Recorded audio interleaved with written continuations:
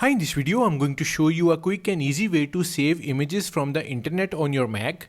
Saving photos from the internet to your MacBook allows you to easily access, use and share your favorite images offline whenever you need them. So let's start the video. First, open your web browser and navigate to the web page where the image you want to save is located.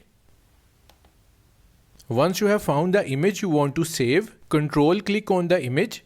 Means press and hold Control button on your MacBook keyboard and then click on the image. A menu will appear. Click on Save Image to Downloads or Save Image As if you want to save it somewhere else. We are going to click on Save Image to Downloads. Now click on the Downloads folder icon on Mac dock and click on the image icon to open the newly saved image. So this is our image. Click on it. You can also open Finder and navigate to the location where you saved the image. So that's how to save photo from internet to Mac. Thanks for watching.